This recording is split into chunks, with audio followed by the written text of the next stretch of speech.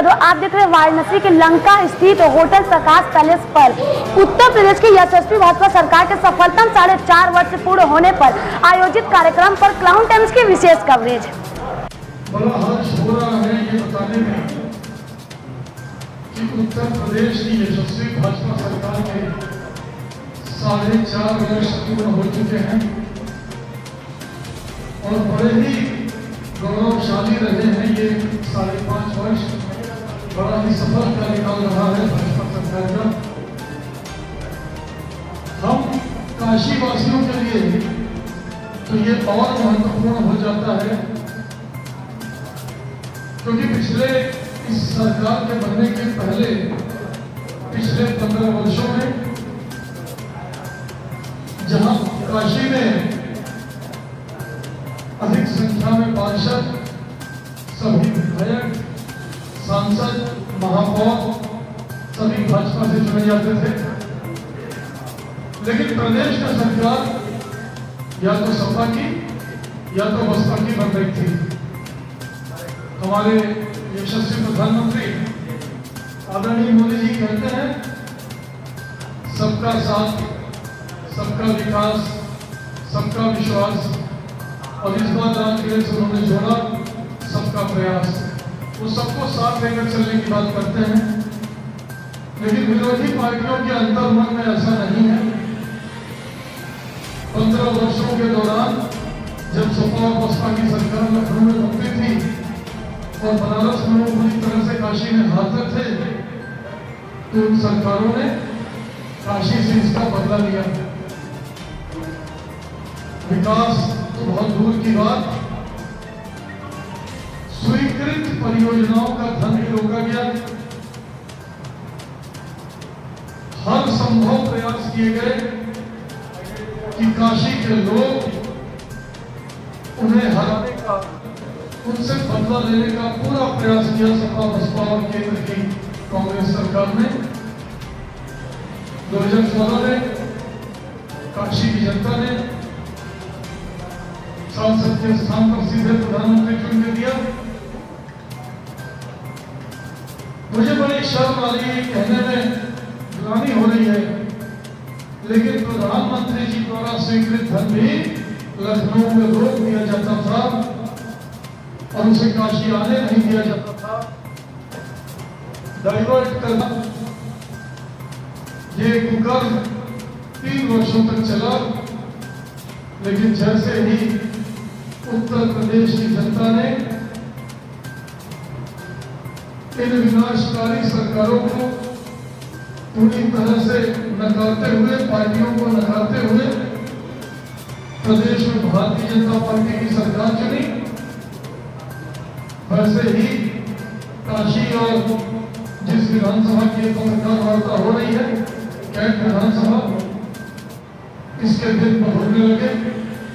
मैं आज इस मंच से आदरणीय प्रधानमंत्री जी का और आदरणीय मुख्यमंत्री जी का आभार व्यक्त करना चाहता हूं, जिन्होंने, जिनकी डबल इंजन की सरकार ने काशी और काशी में विशेषकर कैंट विधानसभा में विकास कार्यों की झड़ी लगा दी। मैं उन विकास कार्यों में कुछ प्रमुख योजनाओं का यहां आपके सामने जिक्र करना चाहूंगा। सन 2002 में सामने घाट रामनगर पुल की नींव पड़ी थी। यशस्वी प्रधानमंत्री लाल बहादुर शास्त्री जी के पैतृक क्षेत्र को काशी से जोड़ने का रास्ता पीपे के पुल पर निर्भर था, लेकिन 2002 में इस पुल की नींव पड़ी। 2002 से 2007 तक सपा की सरकार थी, 7 से 12 तक बसपा की सरकार थी और 12 से 17 तक पुनः सपा की सरकार थी। इन 15 वर्षों में एक अदद पुल न बन सका। जैसे ही भाजपा की सरकार बनी, रिकॉर्ड 8 महीने में पुल बनकर तैयार हो गया।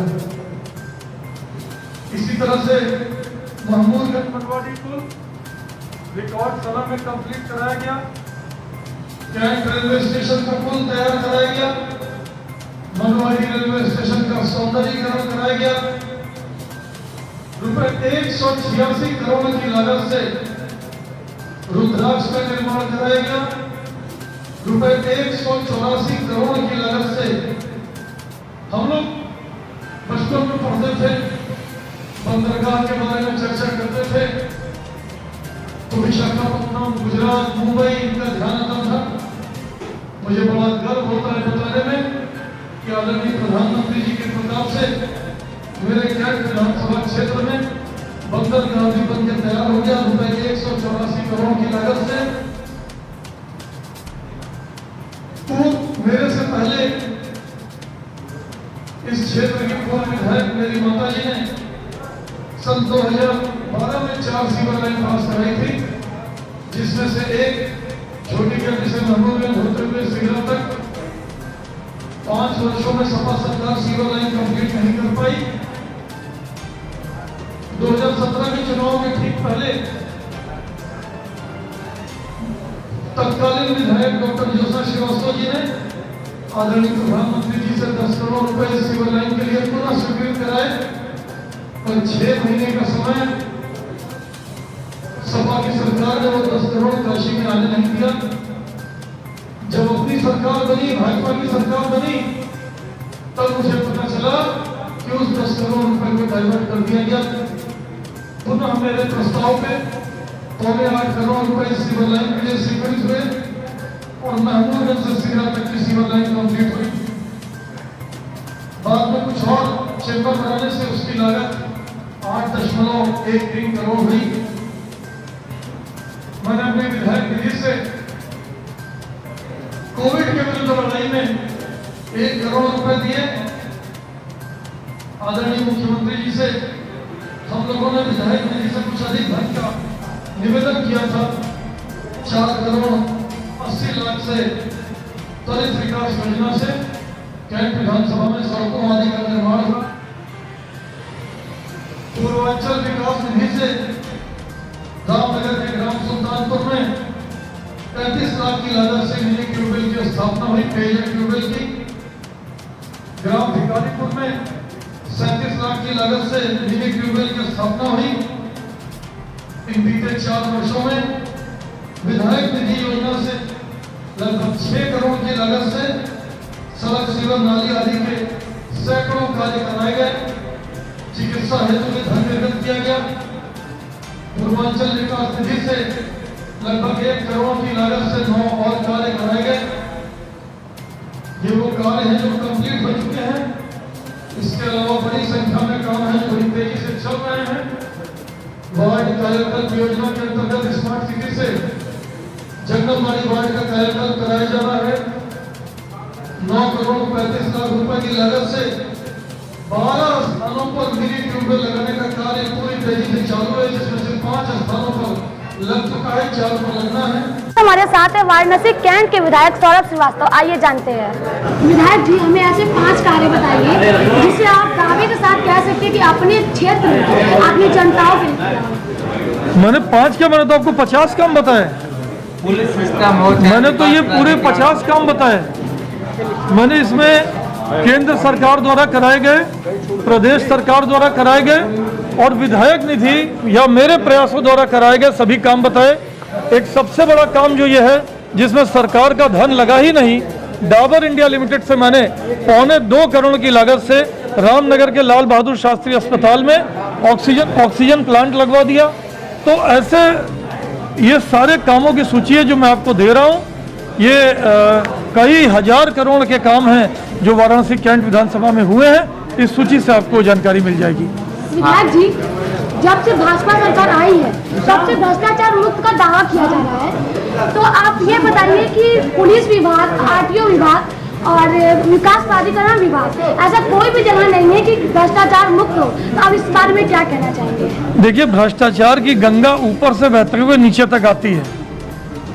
ऊपर का सुधार 100% हो गया है, नीचे बिल्कुल नीचे तक आने में अगर कहीं कहीं जगह बाकी रह गई है तो लोकतंत्र के चौथे खंभे के तौर पर मैं आप ही से निवेदन करता हूं कि जहां भी ऐसी शिकायत मिले हमें जानकारी दें। भ्रष्टाचार का समूल नाश भाजपा का संकल्प है और वो भाजपा सरकार करके दिखाएगी।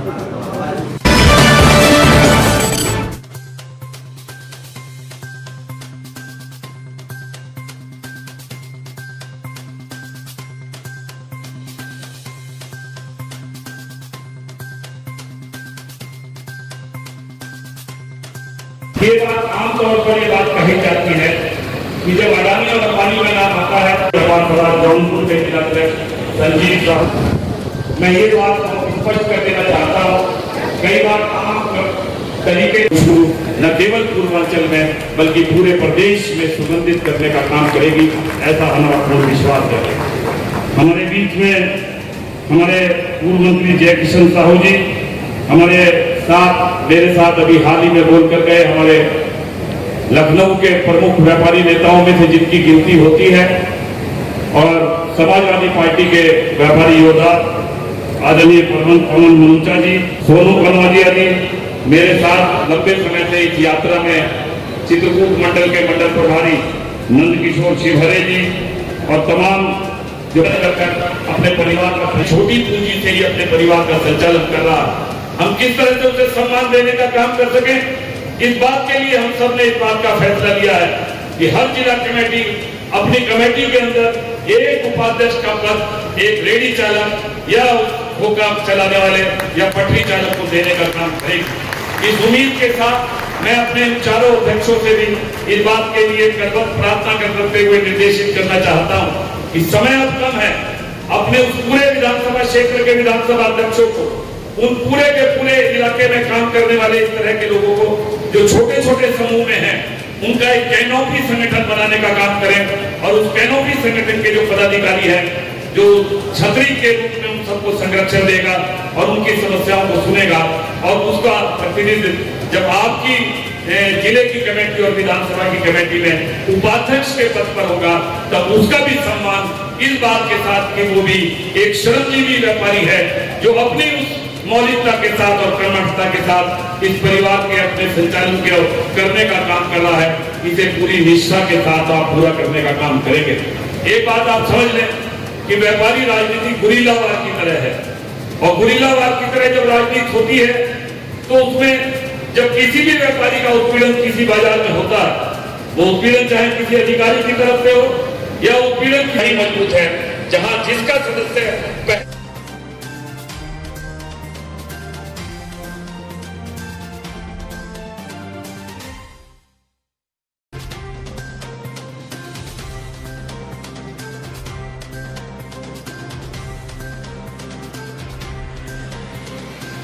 क्लाउन टाइम्स ब्रेकिंग न्यूज की खास खबरों को देखने के लिए हमारे YouTube चैनल को लाइक करें, सब्सक्राइब करें, बेल आइकन को प्रेस जरूर करें। क्लाउन टाइम्स की खबरों को फेसबुक पेज पर देखने के लिए पेज को लाइक जरूर करें।